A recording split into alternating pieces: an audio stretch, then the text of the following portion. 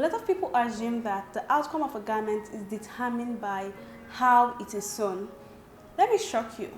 Although how it is sewn contributes to the outcome of the garment, but one major culprit of a poorly made garment is in how the measurement is taken. So if the measurement is taken poorly, then you're going to have a poorly made garment. Garbage in, garbage out. In this video, I'm going to take you through the process of how to take a proper measurement. I'll be right back.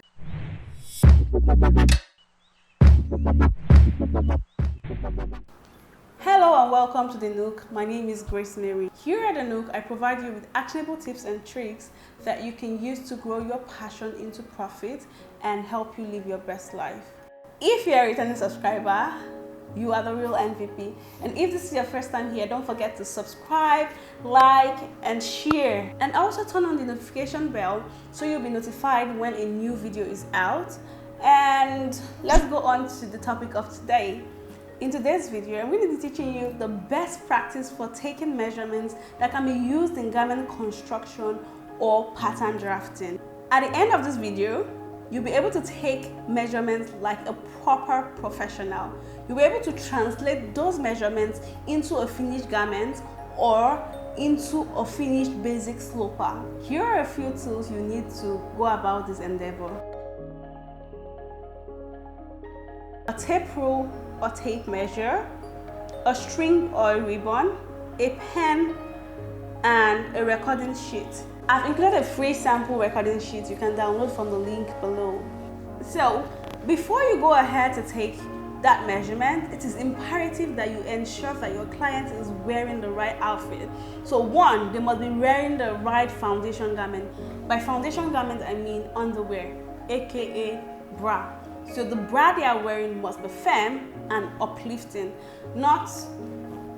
but you get what I mean, because when it's firm, then you can get the right measurement. A second consideration is that they must be wearing a fitted garment. So a close fit garment like a leggings and a tank top is perfect, but they shouldn't be wearing something very loose fitting like a boo-boo or buba dress, because by the time you measure, that adds bulk to the measurement. Let's go right to it to see how we can take our measurements that can be translated into a bodice or into a finished garment.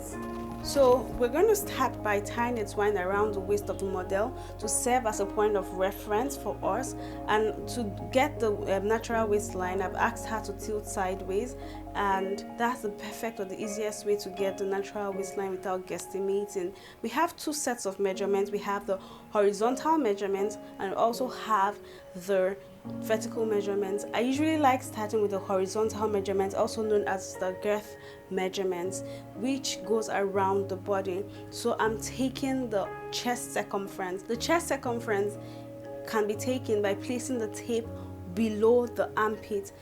So the rule of thumb is basically to ensure that one finger or two fingers can pass through after we have placed the tape around the model's body. Next, we're going to measure the bust circumference, which is the fullest part of the upper body typically. Don't forget, the tape should be firm but not snug. Next, we're going to the empire circumference, also known as the under bust circumference. To figure out where that is, just where the bra stops, that where the iron of the bra is, should be the under bust circumference. Then we also have the waist circumference, which is obvious because of the twine we have on it. Then we're taking the lower abdomen. This is important for people that have like a bulging tummy, so that you know what amount of ease to put when you are curving or creating the shape.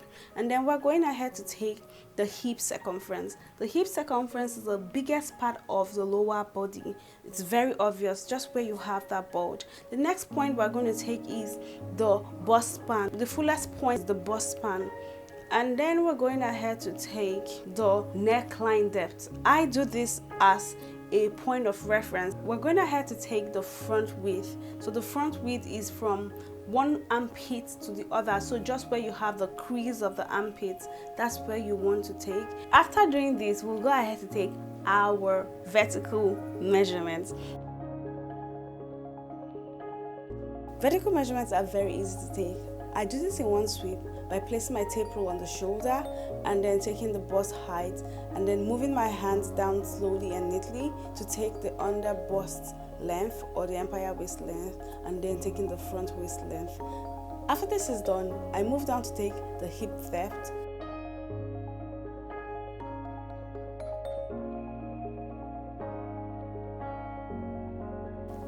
After which I come back and place the tape rule on the shoulder to take the full length, the floor length, and the knee length of the dress.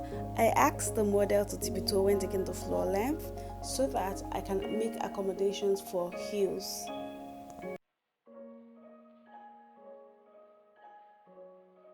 Here, I'm just turning the model around to get the measurements of the back, the shoulder width, the back width, and then the back waist length. Those are the 3 important measurements you should take from the back.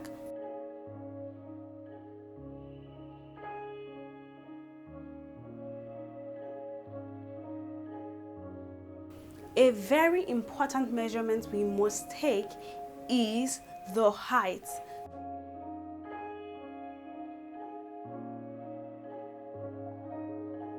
Right now, I'm going to go ahead to show you how to take measurements for the sleeve. So just watch closely. The first thing I'm taking is the bicep circumference. So you make sure that you kind of adjust the tape to go under the armpit of the customer or the client. So ensure that it is not too firm but not too loose. So a finger or two should be able to go through the tape rule. And the next one I'm going to measure is the elbow.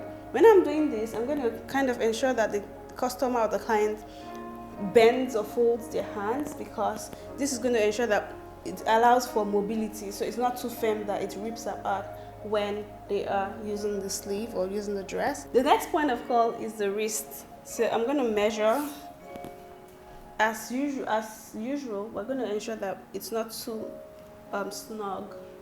And after taking these measurements, another thing I take is around the hands, because if the hands can't go through the sleeve, then you can't wear the dress, right? So I'm going to take this, and when we're drafting the sleeves pattern rather, you would see how we put this to use. And then, so I've taken the circumference, so I'm going to take the length. So I'm going to take from the shoulder bone right here down to the biceps, and then I record that. And from here, I take right to the elbow. I'll ask the client to bend her hands slightly, and then I'm going to take the 3/4 sleeve if I want that, and then I'm going to take the full length of the sleeve. So that's the basic measurements you need for your sleeve pattern. So the biceps, the elbow, the wrist, the hands, the length of the biceps, the length of the elbow, the 3/4 length of the sleeve, and then the full length of the sleeve. That's basically all we need for our measurements for our basic sleeve sloper. If you've watched this video up to this point, I believe you've learned a thing or two of how to take a proper measurement that will translate into a perfect garment. Please ensure that you subscribe, you like, and turn on the notification bell if you've not done so at this point. And until I come to you next time, please stay safe and stay blessed. Love you.